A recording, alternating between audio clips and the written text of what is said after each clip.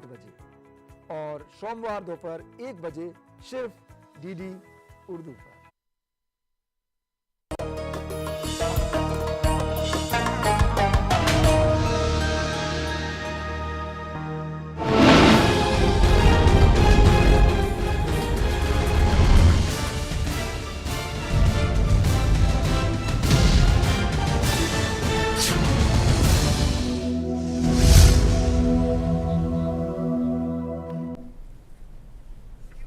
आदाब, मैं मीनाक्षी शरान हाजिर हूँ हिंदुस्तान की समाजी, इक्तिसादी और माहौलियाती सूरत हाल पर ख़ास प्रोग्राम लेकर।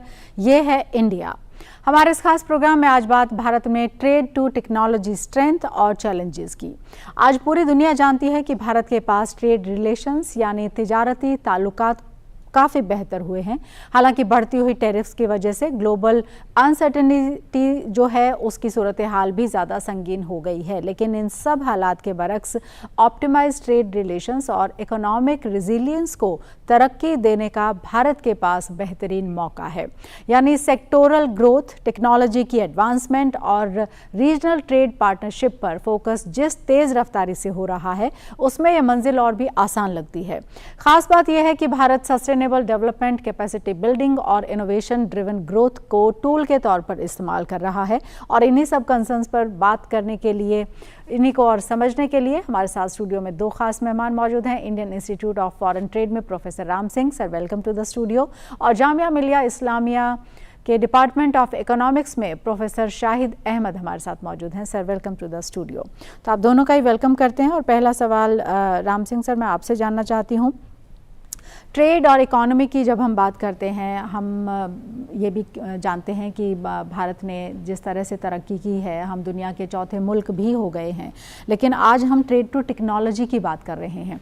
तो ये हमारे व्यूअर्स को समझाइए कि ट्रेड टू टेक्नोलॉजी दरअसल क्या है। हाँ जी, आदाब हमारे दर्शकों के लिए। और जैसा आपने ये बहुत ही अच्छा सिलेक्शन किया आज के इस विषय का, जो अंतर्राष्ट्रीय पटल पर जो पिछले कुछ समय में जो चेंजेज आए हैं, विशेष रूप से टैरिफ वार के बाद में और इंटरनेशनल डिप्लोमेसी में, उसमें इस विषय की प्रासंगिकता और ज़्यादा बढ़ जाती है। आज भारत, जैसा आपने सही कहा, चौथी बहुत बड़ी अर्थव्यवस्था बन चुका है और तीसरी अर्थव्यवस्था बनने की तरफ है। पर इसके साथ साथ जिन चुनौतियों का हम इस समय मुकाबला कर रहे हैं इंटरनेशनल डिप्लोमेसी में, उसमें टेक्नोलॉजी को लेवरेज करते हुए, ट्रेड को इंस्ट्रूमेंट बनाते हुए देश के विकास की गति को और आगे कैसे बढ़ाया जाए, इस पर भी हमें विचार करना चाहिए। और इसमें हमारे देश ने बड़ी अच्छी प्रगति हासिल करी है। मैं कहूँगा इंडस्ट्रियल सॉवरेनिटी की तरफ सही कदम हमने कुछ लिए हैं। अगर हम इसको कुछ सेक्टर्स वाइज देखें, जैसा कि स्पेस सेक्टर में हम सेल्फ रिलायंट हैं, डिफेंस में हम इंडिजनाइजेशन की तरफ बढ़ रहे हैं। अगर देखा जाए जल्दी में जो ऑपरेशन सिंदूर हुआ, उसमें जिस प्रकार से भारत के जो टेक्नोलॉजिकल प्लेटफॉर्म में परफॉर्म किया, इसका पूरी दुनिया ने लोहा माना है। चाहे वो आकाश तीर था, चाहे वो ब्रह्मोस मिसाइल थी, या इसके अलावा पिनाका रॉकेट सिस्टम था, इसके अलावा भारत के और जो AI इनेबल्ड इंस्ट्रूमेंट्स थे उनका भी लोहा माना है। इसके साथ साथ हम टेक्नोलॉजी को पूरे इकोनॉमिक ट्रांसफॉर्मेशन में एक, जैसे कहते हैं ना, चेंजेस लाने के लिए यूज कर रहे हैं।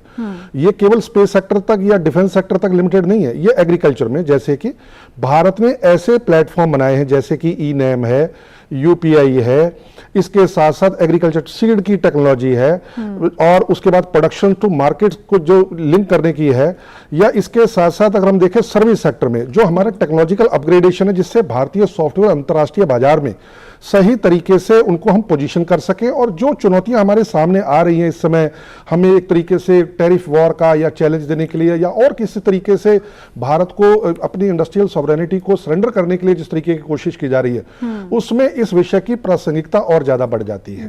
तो मैं केवल एक शेर के माध्यम से अपने दर्शकों को बताना चाहूंगा, कुछ बात है कि हस्ती मिटती नहीं हमारी, कुछ बात है कि हस्ती मिटती नहीं हमारी, सदियों रहा है दुश्मन ये दौरे जहां हमारा। ये जो चुनौतियां आई हैं, इसका भी हम टेक्नोलॉजी के द्वारा और अपने ट्रेड को इंस्ट्रूमेंट बनाते हुए इकोनॉमिक ट्रांसफॉर्मेशन में यूज करेंगे और इन चुनौतियों का डटकर मुकाबला करेंगे और self reliant, make in India और सशक्त भारत के निर्माण के लिए हमेशा अग्रसर और प्रयासरत रहेंगे। बिल्कुल। और प्रोफेसर शाहिद अहमद, क्योंकि हम ट्रेड टू टेक्नोलॉजी की बात कर रहे हैं, लेकिन हम ये भी जानते हैं कि जिसका जिक्र इंटरनेशनल डिप्लोमेसी का राम सिंह सर ने किया, वो बहुत ही इंपॉर्टेंट है। और डिप्लोमेटिकली हम जिस तरीके से मूव कर रहे हैं, उसमें हम हालिया बयान जो है एस जयशंकर का, उसको भी हम यहाँ पर कोट कर सकते हैं, जिस तरह से हमने असर्ट किया है और टैरिफ और इन सब चीज़ों की हम बात कर ही रहे हैं, लेकिन सेल्फ रिलायंट होना, और हम तो बहुत लंबे समय से इसके ऊपर काम कर रहे हैं, ख़ासतौर से अगर हम इस रिजीम की बात करें, आत्मनिर्भर भारत की बात करें, कितना इम्पॉर्टेंट है ये सब जो हम ट्रेड टू टेक्नोलॉजी बात कर रहे हैं इसके लिए? आदाब। ट्रेड टू टेक्नोलॉजी ये हमेशा बहुत इम्पोर्टेंट इशू रहा है, और इसमें जो ट्रेड तो पब्लिक के बहुत आसानी से व्यूवर्स के समझ में आता है, लेकिन जो टेक्नोलॉजी पार्ट है वो बहुत इम्पोर्टेंट है, क्योंकि इसके बारे में जो आज की दुनिया है उसमें जो सबसे इम्पोर्टेंट डोमिनेंस का जो इशू है वो टेक्नोलॉजी डोमिनेंस की बात है। और टेक्नोलॉजी ट्रांसफ़र जो है वो हमेशा एक बहुत ही क्रिटिकल इशू रहा है। इंडिया ने हमेशा टेक्नोलॉजी को इस तरह से देखा है कि टेक्नोलॉजी एक पब्लिक गुड है, और पब्लिक गुड का मतलब ये है कि जो भी लोग इसको, जहाँ भी टेक्नोलॉजी आए वो सोसाइटी के वेलफेयर के लिए यूज हो। लेकिन हमेशा से टेक्नोलॉजी, क्योंकि देखा ये गया है कि काफ़ी जो इनोवेशन हुआ है या टेक्नोलॉजिकल डेवलपमेंट हुआ है वो डेवलप्ड कंट्रीज़ में ज़्यादा हुआ हिस्टोरिकली, और उसको लीस्ट डेवलप्ड कंट्रीज़ में और डेवलपिंग कंट्रीज़ को ट्रांसफ़र आसानी से नहीं हुआ है। और ये हम लोगों ने जो पर्टिकुलरली इंडिया और साउथ ने हमेशा से, जब WTO 1995 में इम्प्लीमेंट भी हुआ, उसका एक एग्रीमेंट है जिसको हम कहते हैं ट्रिप्स एग्रीमेंट। ट्रिप्स एग्रीमेंट में एक आर्टिकल है, आर्टिकल 66.2, उसमें ये प्रोविज़न भी एम्फेसाइज हुआ और जो कि एक्सेप्ट भी हुआ कि भाई जो OECD कंट्रीज़ हैं, जो डेवलप्ड कंट्रीज़ हैं, उनकी ये जिम्मेदारी है कि वो LDC कंट्रीज़ को पर्टिकुलरली टेक्नोलॉजी ट्रांसफ़र करें। लेकिन हिस्टोरिकली देखा यह गया है कि जो डेवलप्ड कंट्रीज़ हैं उन्होंने टेक्नोलॉजी ट्रांसफ़र को हमेशा अवॉइड किया है, और उस आर्टिकल को फुलफ़िल करने को हमेशा इवेसिव रूट अपनाया है, अवॉइड किया गया है। और टेक्नोलॉजी ट्रांसफ़र इसलिए बहुत ज़रूरी है कि जो इकोनॉमिक ग्रोथ को हमें सस्टेन करना और इकोनॉमिक ग्रोथ को ग्रीनर बनाना, इकोनॉमिक ग्रोथ को कैचअप करना, इन सब के लिए टेक्नोलॉजी ट्रांसफ़र ज़रूरी है। लेकिन इंडिया एक डेवलपिंग कंट्री है, लेकिन जिस एरियाज़ में इंडिया ने टेक्नोलॉजी में काफ़ी जो क्रिटिकल टेक्नोलॉजीज़ में, चाहे वो स्पेस टेक्नोलॉजी है, चाहे न्यूक्लियर टेक्नोलॉजी है, डिफेंस टेक्नोलॉजी है, और बहुत सारे एरिया हैं, फार्मा सेक्टर है, वहाँ पर उन्होंने काफ़ी कोलैबोरेटिव अप्रोच बनाया है, जिसको हम इकोनॉमिक्स में कहते हैं एक्सक्लूजन का अप्रोच नहीं है, कोलैबोरेटिव अप्रोच है। क्योंकि इंडिया ने अफ्रीकन कंट्रीज़ को एक बहुत सारा टेक्नोलॉजी ट्रांसफ़र किया है। मालदीव के लिए अभी डिजिटल टेक्नोलॉजीज़ का कोलैबोरेशन अरेंजमेंट हुआ है। मर्कुशर कंट्रीज़ के लिए भी अब UPI जैसी स्कीम जो डिजिटल टेक्नोलॉजीज़ है उनको ट्रांसफ़र कर रहे हैं। तो कहने का मतलब ये है कि जहाँ एक इमर्जिंग इकोनॉमी इंडिया जैसे कंट्री हैं जो कि अभी एक डेवलप्ड कंट्रीज़ की कंपैरिजन में अभी लैग करता है, लेकिन वो तब भी कोऑपरेशन दिखा के दूसरे कंट्रीज़ को, जैसे अभी एग्जांपल दीजिए कि साउथ एशिया का सैटेलाइट लॉन्च किया इंडिया ने, जो कि दूसरे कंट्रीज़ के लिए एक सैटेलाइट प्रोवाइड करता है सर्विसेज के लिए, चाहे वो श्रीलंका है या बांग्लादेश है। तो दूसरे जो डेवलप्ड कंट्रीज़ है उनका हमेशा हेजिटेशन रहा है इस सेक्टर में, लेकिन टेक्नोलॉजी का जो इकोनॉमिक ग्रोथ है उसमें बहुत इम्पोर्टेंट रोल है। अब जो इंडिया के बहुत सारे अरेंजमेंट हो रहे हैं, चाहे वो इंडिया का ICET यूनाइटेड स्टेट्स के साथ हो, चाहे India UK free trade agreement हो, वहाँ पर टेक्नोलॉजी और इनोवेशन पे अलग से चैप्टर्स हैं, और उनमें ये ध्यान रखा गया है कि टेक्नोलॉजी ट्रांसफ़र की जाए, क्योंकि जो फ्यूचर में जो ट्रेड होना है वो हाई इंटेंसिव टेक्नोलॉजी पे बेस्ड होगा, और ये एक बहुत क्रिटिकल कंपोनेंट है फॉर इकोनॉमिक ग्रोथ। बिल्कुल बिल्कुल, यानी कि अभी भी कोलैबोरेशन की तरफ तो हम हैं, इंक्लूजन की तरफ जब जाएंगे शायद जब और थोड़ा सा बेहतर हो पाएगा। लेकिन अनसर्टेनिटी जो है प्रोफेसर राम सिंह जी, वो मैं आपसे समझना चाहती हूँ कि बिल्कुल बहुत ही वॉलेटाइल सा लग रहा है सब कुछ, जो हम ये कहें कि जो बिल्कुल क्लीशे कंपोनेंट्स कुछ थे कुछ कंट्रीज़ के, कुछ ऐसे दोस्तियां थी जिसमें हमें कुछ डिवीज़न नज़र आता है, कुछ नए ऑर्डर्स हमको नज़र आ रहे हैं, ऊपर से जो टैरिफ्स हैं वो एक अलग तरह का रोल प्ले कर रहे हैं। तो ये जो ओवरऑल एक अनसर्टेनिटी है और उसमें टैरिफ की जो अलग अलग नेशन के ऊपर अलग अलग तरीके से इम्पोज करने की एक तरीके से जो वॉर है, इसको हम कैसे क्लैरिफाई कर सकते हैं, कैसे इसको सिंप्लीफाई कर सकते हैं अपने व्यूअर्स के लिए? हाँ जी, देखिए जो वर्तमान में व्यवस्था चल रही थी वो मल्टीलैटरल ट्रेड की व्यवस्था थी। ये 1995 में WTO का एक जो हमारा एग्रीमेंट है उसके अधीन बनी थी। इससे डेवलप्ड कंट्री और डेवलपिंग कंट्री दोनों को काफ़ी फ़ायदा हुआ। लेकिन अगर रिलेटिवली देखा जाए तो कुछ कंट्री जैसे इसमें जो व्यापार में पिछड़ गया, जिसमें अमेरिका विशेष रूप से था, तो उन्हें लगा कि ये जो मल्टीलेटरल जो ट्रेड एग्रीमेंट हैं या जो फ्रेमवर्क है गवर्नेंस का, ये उनके लिए उपयुक्त नहीं है।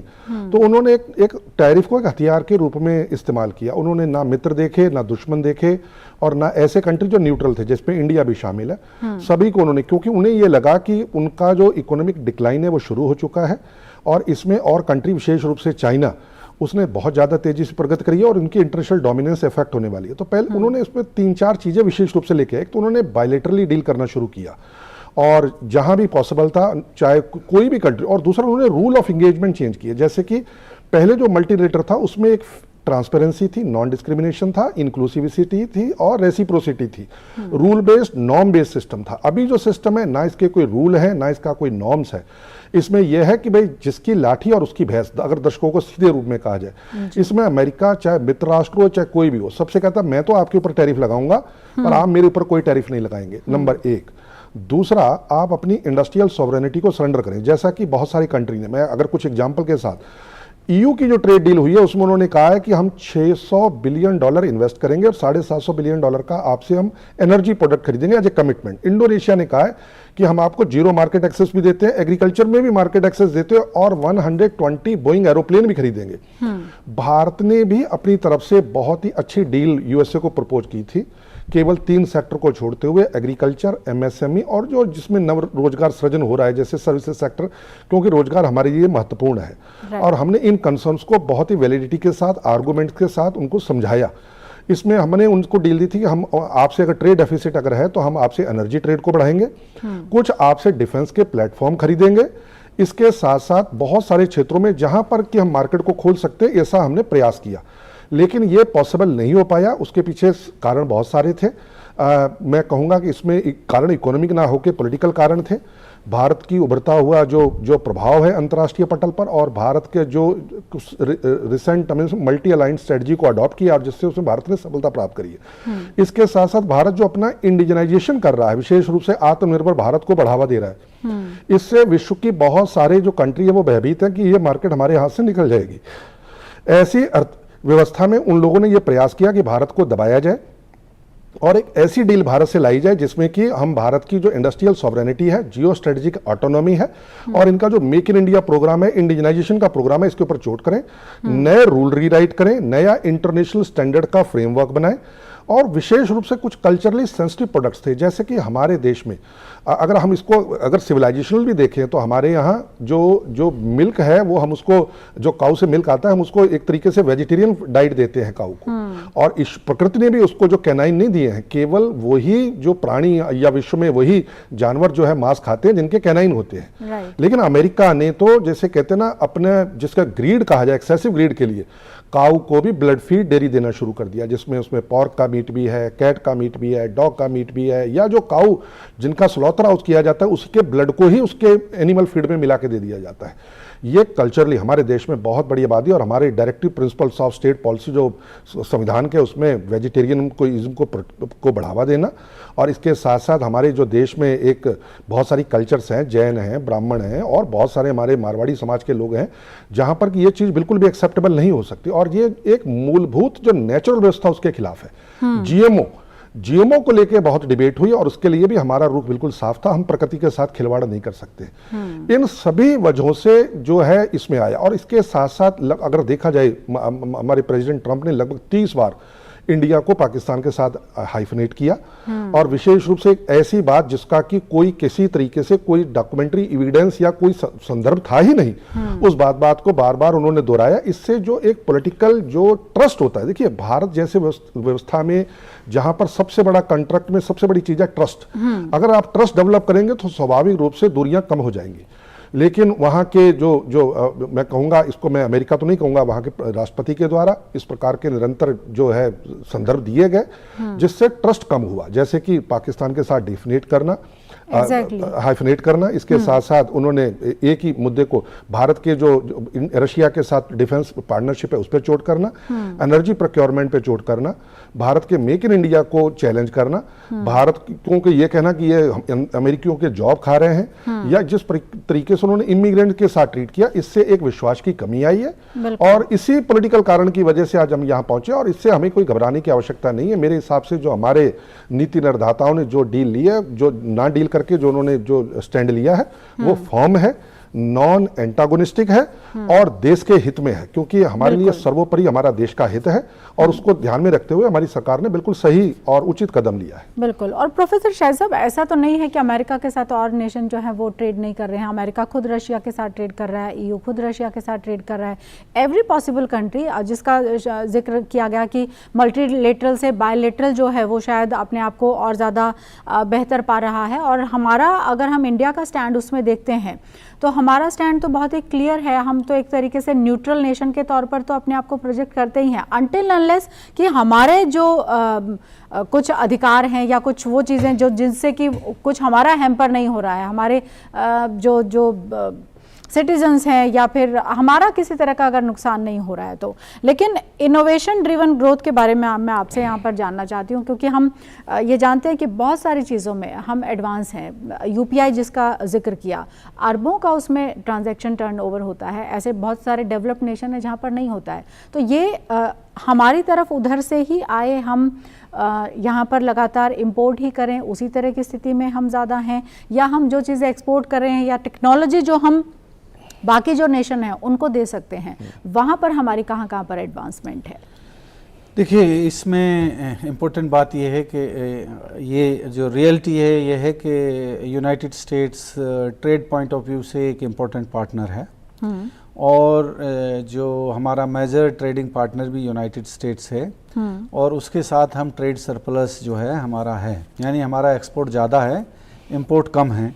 जबकि चाइना के साथ ये जो स्टोरी है वो डिफरेंट है कि हमारा इंपोर्ट ज़्यादा है और हमारा एक्सपोर्ट बहुत कम है। तो चाइना में हम डेफिसिट है और यूनाइटेड स्टेट्स के साथ हमारा जो है ट्रेड सरप्लस है। लेकिन ये भी सही है कि जो इस वक्त जो प्रेसिडेंट यूनाइटेड स्टेट्स के जो टैरिफ अनाउंसमेंट है वो ना वो कोई इकोनॉमिक क्राइटेरिया फुलफिल करती हैं, ना कोई लॉजिक है उनके पीछे।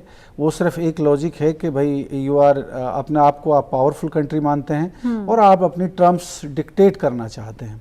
और ये दुनिया में ये देखा गया है कि ये स्टोरी ऑलमोस्ट अब 100 ईयर के आसपास होने जा रही है। पहला स्टेप इन 1930s में लिया था, जिसको टैरिफ वार कहते हैं। यूनाइटेड स्टेट्स ने ही इनिशिएट किया और फिर लेटर ऑन यूनाइटेड स्टेट्स ने ही उसे विड्रॉ किया जब उन्होंने देखा कि इससे तो हमारा ही नुकसान हो रहा है। तो सेम स्टोरी ये रिपीट होने जा रही है, लेकिन इसका थोड़ा पेशेंस की ज़रूरत है। प्रॉब्लम यह है कि यूनाइटेड स्टेट्स की ट्रेड पॉलिसी में डिवाइड एंड रूल वाला पॉलिसी फ्रेमवर्क है कि अब वो अलग अलग कंट्री के मल्टीलेटरल फोरम पे वो डील करना नहीं चाहते। वो डील करना चाहते हैं कि भाई इंडोनेशिया से अकेले में डील कर लो, पाकिस्तान से अकेले में डील कर लो, चाइना से अकेला डील कर लो और इंडिया को अकेला डील कर लो। अगर सारे कंट्री यूनाइटेड स्टेट्स के साथ उनकी टर्म्स पे डील ना करें तो नेट लूजर इस प्रोसेस में जो है वो यूनाइटेड स्टेट्स है। लेकिन अगर ऐसा नहीं होता है, कुछ कंट्रीज अगर डील कर लेते हैं जो, तो फिर ये है कि फिर कुछ कंट्रीज़ को नुकसान होगा, क्योंकि जहाँ पर डील हो रही है वो और जो डील नहीं कर रहे हैं तो वो जो यूएस की स्ट्रेटेजी है, यही वो टर्म्स अपनी कंडीशन इम्पोज करना चाहता है कि भाई आप, हमने जो अनाउंसमेंट वो डेली करता है कि आज हमारा इंडोनेशिया से डील हो गया है, कल हमारा पाकिस्तान से डील हो गया है, परसों हम इंडिया के साथ डील होने वाला है और फिर चाइना से हमारी बात यूरोप में हो रही है, ये प्रेशर बिल्डिंग टैक्टिक्स है, स्ट्रेटेजी है।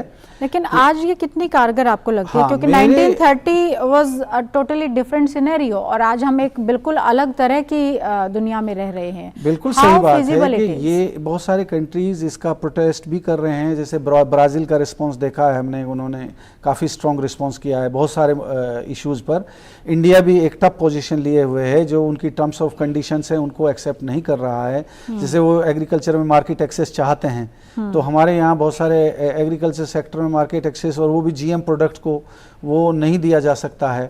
तो इंडिया इज नॉट कि भाई आप जो कह रहे हैं वो इंडिया मान ले। अब इंडिया जब इतना पावरफुल कंट्री भी नहीं था, तब भी वो ईजिली एक्सेप्ट। इंडिया अब एक ऐसी पोजीशन में है जो अपनी 100%, ये तो नहीं कह सकते कि वो टर्म्स एंड कंडीशन इम्पोज कर सकता है, लेकिन किसी दूसरे कंट्री को भी टर्म्स एंड कंडीशन इम्पोज करना आर्बिट्रेरली मुश्किल है, और वो करना भी नहीं चाहिए। अब आपका ये जो प्रेसिडेंट ट्रंप का जो इनिशिएटिव है, टैरिफ वार जो कहिए इसको, या टैरिफ, ये वन वार तो नहीं कह सकते क्योंकि ये वन साइडेड स्टोरी है। वार तो हमेशा दो पार्टी होती हैं। तो ये तो वो एक दिन सुबह जो भी डिसीजन लेते हैं उसको अनाउंस करते हैं, नेक्स्ट डे अलग डिसीजन लेते हैं। इवन दूसरे नेशंस को ये नहीं पता है कि वो नेक्स्ट डे में क्या डिसीजन लेने वाले हैं। तो ऐसी जो अनसर्टेनिटी पैदा की है, ये इकोनॉमिक मार्केट को कभी भी अनसर्टेनिटी पसंद नहीं आती। आप देखिए कि जितने भी मार्केट पैरामीटर हैं, चाहे वो स्टॉक मार्केट हो, चाहे वो ट्रेड मार्केट हो, जो भी मार्केट के पैरामीटर होते हैं, वो अनसर्टेनिटी की वजह से ग्लोबल मार्केट डिस्टर्ब्ड है। और उसका एक सबसे बड़ा कारण ये नहीं है कि वो टैरिफ इम्पोज करना है। टैरिफ इम्पोज करना है तो प्रेसिडेंट ट्रंप को क्लियरली अनाउंस करें कि हम ये टैरिफ इम्पोज कर रहे हैं। वो एक टैरिफ इम्पोज करने की डेट देते हैं 1 अगस्त से, फिर कहते हैं जी 7 अगस्त से करेंगे। 7 अगस्त आएगा तो फिर कोई एक नई, तो वो जो अनसर्टेनिटी का इन्वायरमेंट किया है, उससे सारा का सारा जो ट्रेड प्रोसेस है, इन्वेस्टमेंट प्रोसेस है, अब सिर्फ ट्रेड ही अफेक्ट नहीं होता है इस प्रोसेस से, इन्वेस्टमेंट भी अफेक्ट होता है। कि आपने एक ये, अब इन्वेस्टर ये सोचता है कि जिस कंट्री में हम अपना प्लांट लगाने जा रहे हैं, इन्वेस्टमेंट करने जा रहे हैं, उसके जो ट्रेड इंगेजमेंट है, किन कंट्रीज के साथ क्या रिलेशन है, क्योंकि उसे भी वहाँ से एक्सपोर्ट करना है। तो यूएस ने पर्टिकुलरली एक अनसर्टेनिटी का इन्वायरमेंट क्रिएट कर दिया है, जिसमें हम भी अफेक्टेड हैं एज ए नेशन। लेकिन हमारे जो अच्छा स्टेप है, जो गवर्नमेंट ऑफ इंडिया जो एज ए अकेडमिशियन और रिसर्चर मुझे लगता है कि they are taking rational decision. ऐसा नहीं है कि वो डेट देता है यूनाइटेड स्टेट्स और इंडिया उस डेट से डर के या किसी वजह से एक्सेप्ट कर ले। ऐसा ना करना चाहिए और ना कर रहे हैं। वो नेगोशिएट कर रहे हैं। ऐसा इंडिया ने नहीं कहा है कि हम यूएस के साथ डील नहीं चाहते, वो चाहते हैं, लेकिन वो रैशनल होनी चाहिए, म्यूचुअल इंटरेस्ट में बेनिफिशियल होनी चाहिए, वन साइडेड स्टोरी नहीं होनी चाहिए कि आप कहें कि हमें एग्रीकल्चर मार्केट में एक्सेस दे दो और सर्विसेज मार्केट में आप हमें एक्सेस नहीं देंगे। ऐसे नहीं, वो म्यूचुअली कैलिब्रेटेड, म्यूचुअली बेनिफिशियल, जो यूएस के इंटरेस्ट को भी सर्व करे और इंडिया के इंटरेस्ट भी सर्व करे। और इंडिया के इंटरेस्ट को ज़्यादा सर्व इसलिए भी करना चाहिए क्योंकि इंडिया एक डेवलपिंग कंट्री है, आप ऑलरेडी एक डेवलप्ड कंट्री है। तो ये इस पर्सपेक्टिव में ये जो अनसर्टेनिटी है, ये मुझे लगता है कि इसमें पेशेंस की ज़रूरत है। और ये एक वक्त ऐसा आएगा कि यूनाइटेड स्टेट्स खुद विड्रा करेगा, जैसा उन्होंने 1934 में किया, 1960s में किया, 1974 में किया। सारे के सारे इन्होंने विड्रॉ अपने ऑफ टैरिफ को किया है व्हेन दे हैव। अच्छा, टैरिफ लगने से इंडियन कंज्यूमर्स, इंडियन प्रोड्यूसर पे तो इफेक्ट होगा। इमीडिएटली कौन अफेक्ट होगा टैरिफ लगने से? जो यूनाइटेड स्टेट्स का कंज्यूमर है, उसके लिए प्राइस इन्फ्लेट होगा। प्राइस इन्फ्लेट होगा तो उनका वेलफेयर रिड्यूस होगा। तो इमीडिएट जो इफेक्ट है वो तो यूनाइटेड स्टेट्स पर ही होने वाला है। तो मुझे लगता है कि ये सस्टेनेबल सिनेरियो नहीं है। लेकिन ये है कि पेशेंस की ज़रूरत है, जो इंडिया दिखा रहा है और अपना नेगोशिएट कर रहा है। और इंडिया कभी ये पोजीशन नहीं ले रहा है कि हम नेगोशिएट नहीं कर रहे, कोई भी नहीं ले रहा है, इवन चाइना भी नहीं ले रहा। हम कह रहे हैं, लेकिन ये एक रैशनल होना चाहिए। दूसरा जो क्वेश्चन था आपका, इनोवेशन ड्रिवन, तो ये जो जहाँ तक हमें इनोवेशन ड्रिवन ग्रोथ स्टोरी है, वो वहाँ टेक्नोलॉजी इम्पोर्टेंट है। वहाँ पर हमारे लिए, जैसे हम लोगों ने 1922 जो फॉर्मर रेजीम था यूनाइटेड स्टेट्स का, जो बाइडन के टाइम का, तो उसके टाइम एक अरेंजमेंट किया जिसको कहते हैं ICET, वो 22 का एक अरेंजमेंट है जिसमें क्रिटिकल टेक्नोलॉजीज को इंडिया एंड यूएस को कोलैबोरेट करना था। अभी हम लोगों ने जो इंडिया यूके का जो फ्री ट्रेड एग्रीमेंट हुआ है उसमें टेक्नोलॉजी जो हमारा चाहे डिफेंस टेक्नोलॉजीज है, चाहे हमारा ये एआई है, आर्टिफिशियल इंटेलिजेंस है, उनमें कोलैबोरेट करना, एल्गोरिथम सिक्योरिटी, साइबर सिक्योरिटी उसमें कोलैबोरेट करना, तो बहुत सारे एरियाज में जहाँ जो इंडिया जो एग्रीमेंट कर रहा है या नया जो भी एंगेजमेंट हो रहा है वहाँ एक टेक्नोलॉजी इम्पोर्टेंट है।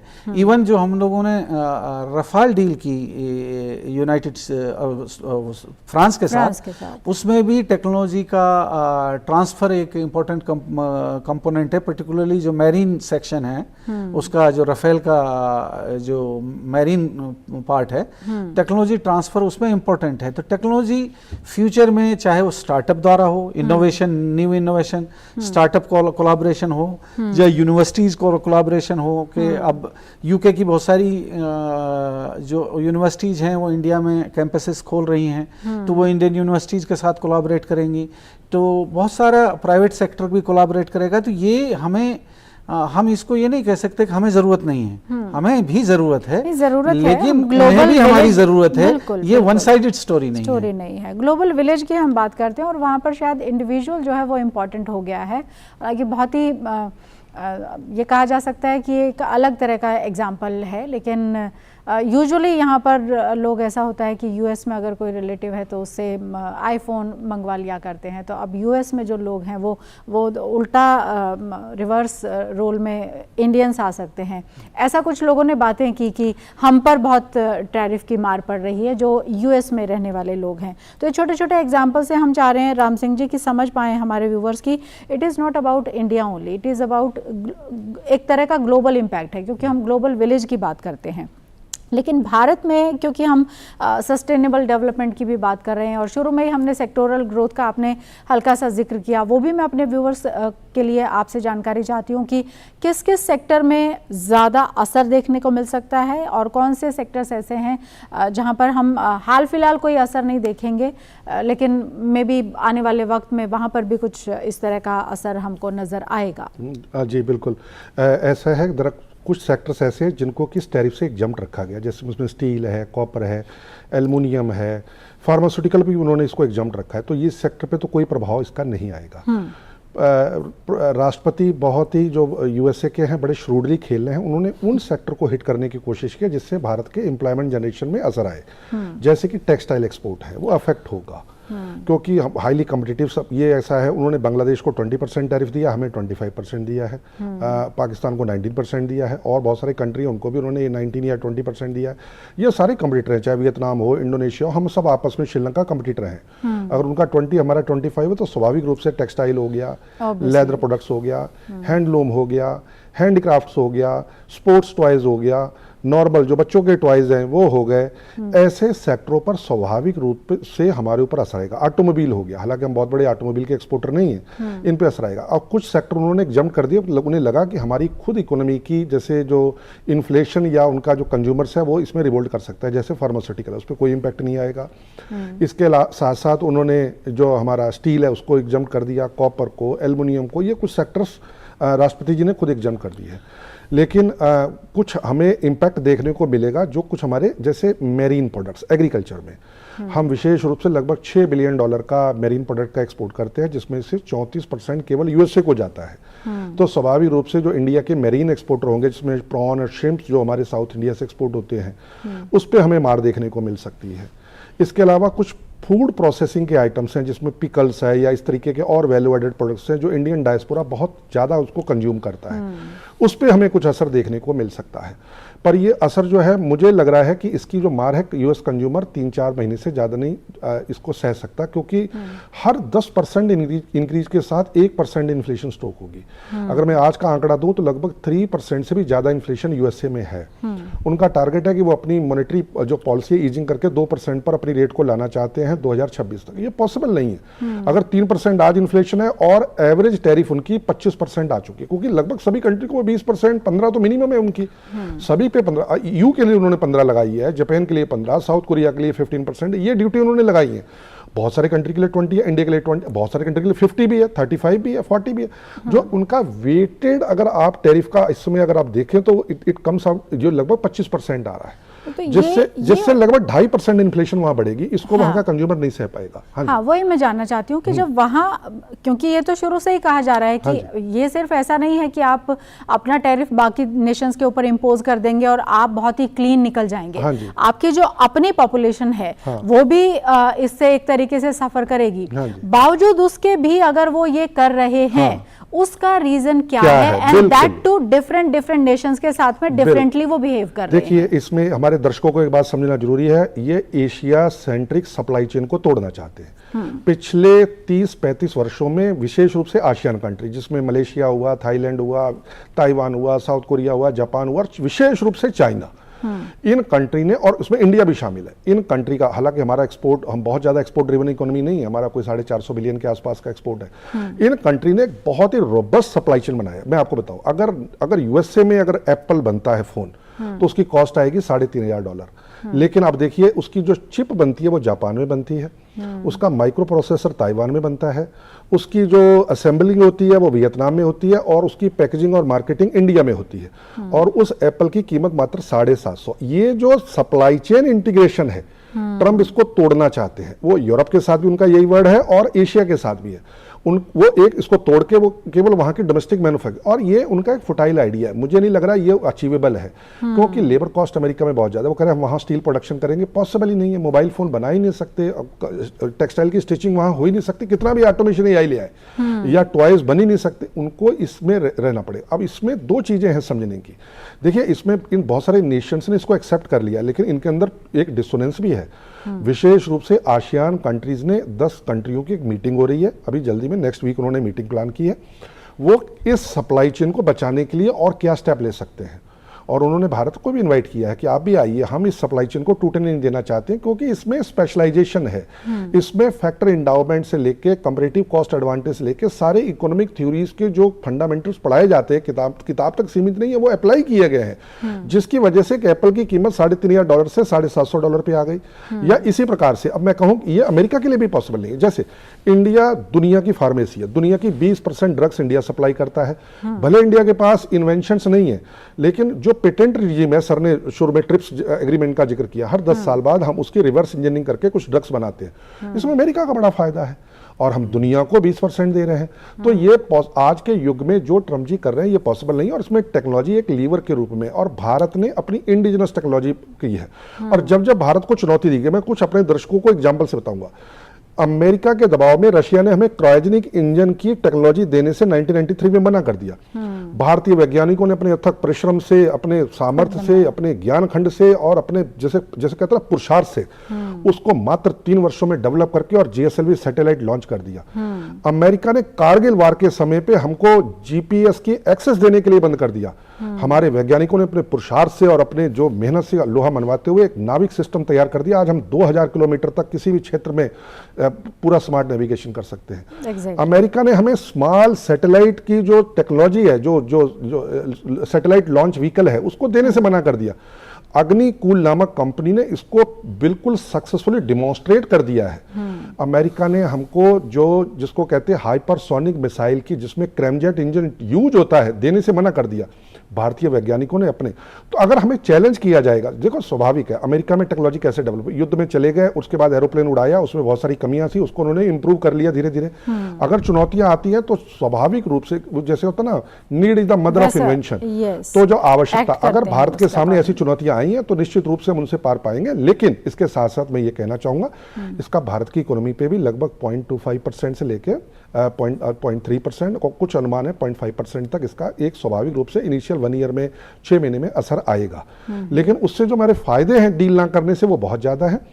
जो सर ने, जो हमारे प्रोफेसर साहब ने जो कहा, ट्रेड एक विन विन है, टेक्नोलॉजी एक इनेबलर है, और इसको एक इंस्ट्रूमेंट में मानवता के कल्याण के रूप में अगर यूज करने का निर्देश ना कर ले तो इसमें विन विन सिचुएशन होती है। सर ने आईसेट जो एग्रीमेंट है इंडिया का, उसमें देखिए अभी हमने एक हफ्ता पहले हमने एक निसार करके सैटेलाइट लॉन्च किया है। वो 1 मीटर से भी कम, अगर मैं कहूं कि कोई अगर चेंज होता है हमारे बॉर्डर पर, हमारी विदेश, हमारा अगर कोई दुश्मन, अगर उसकी सेनाओं का 1 मीटर से भी कम अगर उनका मूवमेंट होता है, हमारे पास एडवांस एआई इनेबल्ड और ये पूरा एक कंस्टेलिएशन हम तैयार कर रहे हैं। तो दुश्मन की सेनाओं का क्या मूवमेंट हो रहा है, उनके एसेट्स कैसे मूव कर रहे हैं, और खास तौर से जैसे, और इसके साथ साथ केवल यही पार्ट नहीं, हमारे ग्लेशियर कैसे मेल्ट हो रहे हैं और उनकी श्रिंकिंग, अगर 1 मीटर भी अगर वो किया, आधा मीटर भी अगर वो ग्लेशियर रिसीड किया है हमारे पास, इससे हम फ्लड कंट्रोल में, जो हमारा क्लाइमेट चेंज का मैनेजमेंट है उसमें, और डिफॉरेस्ट्रेशन, कहाँ जंगल काटे जाए उसकी हमें एडवांस इंफॉर्मेशन, और इसके साथ साथ इसको ISR ऑपरेशन कहते हैं, जो हमारे लिए एक बहुत बड़ी चुनौती है, जिसमें इंटेलिजेंस, सर्वेलियांस और रिकनेसेंस और इलेक्ट्रॉनिक वॉरफेयर के लिए हमने अमेरिका के साथ जो सहयोग किया, निसार सैटेलाइट लॉन्च किया, दोनों के लिए विन विन है। अमेरिका भी इसमें जीता है, हम भी। सेकंड एग्जांपल, अमेरिका के वैज्ञानिक एक चिप नहीं बना पाए, जिसका कि हमारे यशस्वी प्रधानमंत्री जब लास्ट 2023 में अमेरिका की यात्रा पे गए, गैलियम इनेबल्ड सेमीकंडक्टर बनाने के लिए एक फैक्ट्री हमने कलकत्ता के पास लगाई है। जितने भी वहां पर चिप बनते हैं वो भारतीय सैटेलाइट्स में भी और नासा के सैटेलाइट्स में भी यूज होते हैं। तो ऐसा नहीं है कि इसमें केवल हमारा ही नुकसान है। कोलैबोरेशन से, कोऑपरेशन से, कोऑर्डिनेशन से, कमांड से, कम्युनिकेशन से, आपसी संवाद से मानवता का कल्याण होता है। ऐसा हमारे जो नेतृत्व है दोनों देशों को, उसको समझ के आगे बढ़ना चाहिए। बिल्कुल, यही हमारी कामना है, क्योंकि आज का युग किसी युद्ध का युग या किसी विनाश का युग नहीं है, टेक्नोलॉजी का युग है, और इसमें निरंतर आगे बढ़ते रहना, और जहां ना मिले उसके साथ साथ करना चाहिए। मैं दर्शकों के लिए एक और शेर कहना चाहूंगा, वतन के जान निसार हैं, वतन के जान निसार हैं, वतन के काम आएंगे, वतन के जान निसार हैं, वतन के काम आएंगे, हम इस जमीन को एक रोज आसमां बनाएंगे।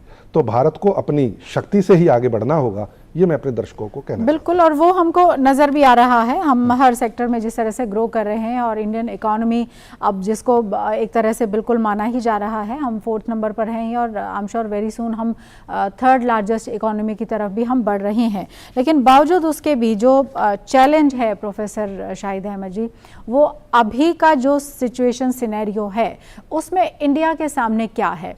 हमने एकदम से रेजिलियंस अपना दिखाया है, हम अभी किसी तरह का उस एक रैश मूवमेंट या उस तरह का कुछ भी नहीं कर रहे हैं।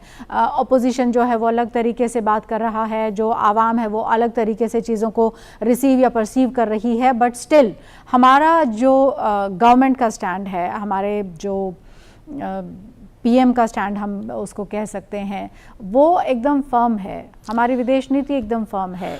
बावजूद इसके भी किसी तरह का चैलेंज आप देखते हैं?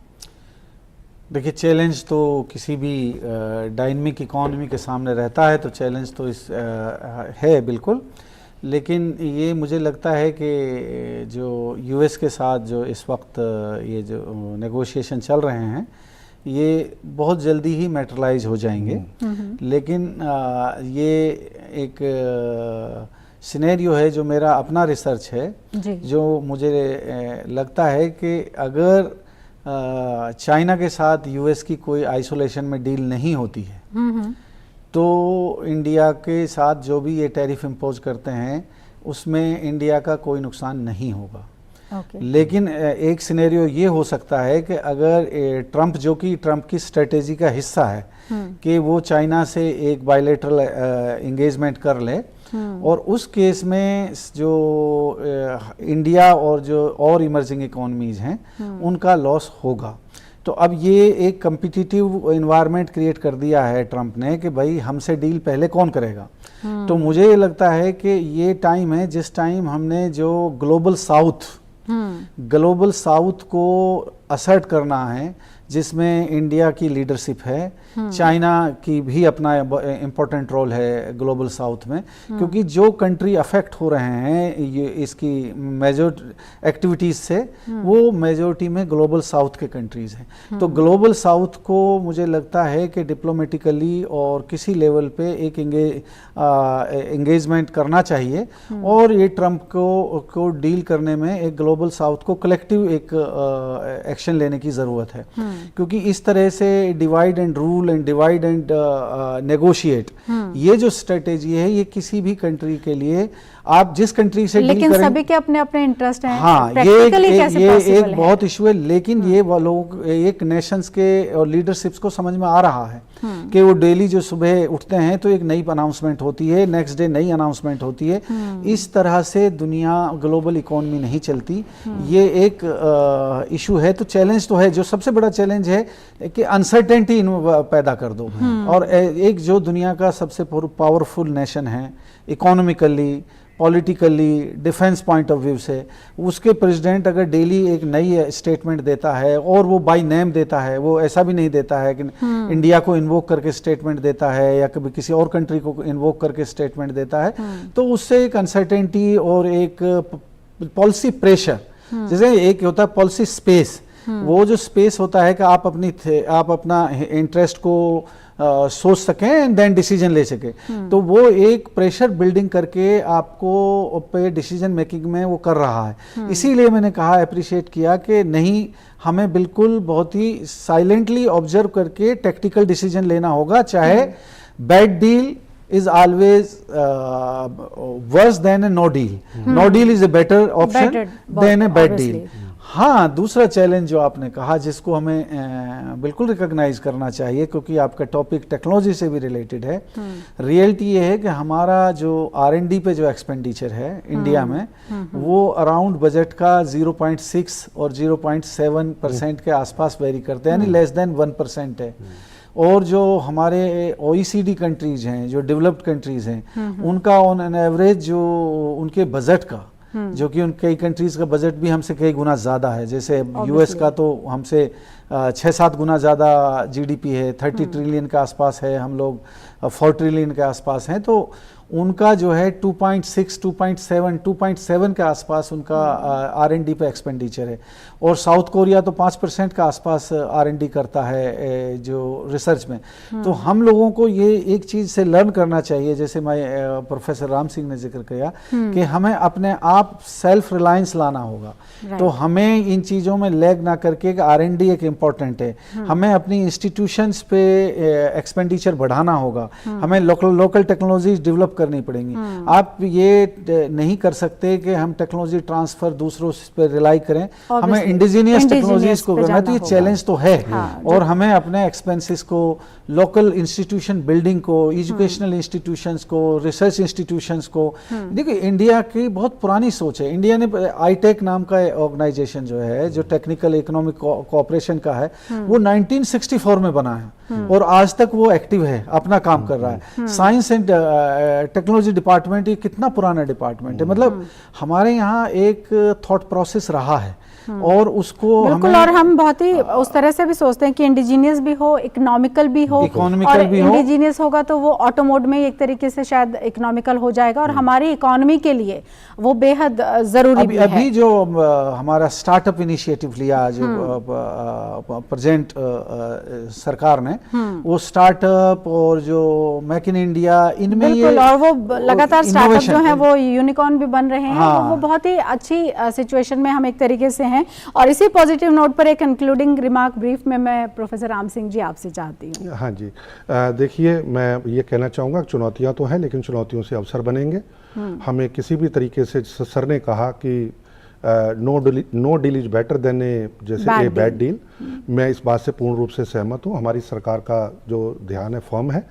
अगर अमेरिका नहीं तो और बहुत जगह हमारे कोलैबोरेशन के अवसर हैं, जैसे कि F-35 हम लेना चाहते थे, लेकिन हमने कहा कि हम इसको अपने जो बाकी प्लेटफॉर्म उसके साथ इंटीग्रेट करेंगे। उन्होंने कहा रशिया का कोई प्लेटफॉर्म नहीं रहेगा। अभी हमारे जो विदेश मंत्री जी और हमारे नेशनल सिक्योरिटी एडवाइजर रशिया की यात्रा पे जा रहे हैं। Su-57 एरोप्लेन जो कि 5th जनरेशन का है, उसके बारे में हमारी बातचीत चल रही है। इसी प्रकार से Su-30 MKI को इलेक्ट्रॉनिक वारफेयर के लिए अपग्रेड करने की हमारी बात चल रही है।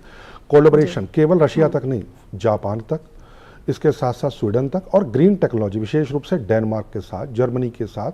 और अभी जल्दी में हमने एक जो ट्रांसपोर्ट एरोप्लेन है जो स्पेन के साथ डील की है, जो टाटा का हमारा कोलैबोरेशन हुआ है, बड़ौदा में उसकी फैक्ट्री लगी है।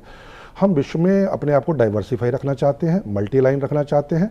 अपनी इंडस्ट्रियल सॉवरेनिटी को, जियो स्ट्रेटेजिक ऑटोनॉमी को और विशेष रूप से देश की अस्मिता को हम प्रोटेक्ट रखना चाहते हैं। भारत के निर्णय नई दिल्ली में होंगे, उसको वाशिंगटन से किसी प्रकार से कोई भी उसको प्रेरित नहीं कर सकता।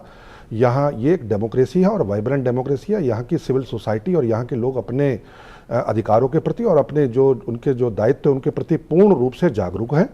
ये विश्व को समझना पड़ेगा और विशेष रूप से सर ने कहा ग्लोबल साउथ की लीडरशिप, उस पर भी हमें ध्यान देना है और निरंतर आगे बढ़ते रहना है और जहां भी चुनौतियां हैं उसको अवसर में बदलना है। बिल्कुल बिल्कुल। बहुत बहुत शुक्रिया आपका प्रोफेसर राम सिंह जी। प्रोफेसर शाहिद अहमद जी, आपका भी बहुत बहुत शुक्रिया।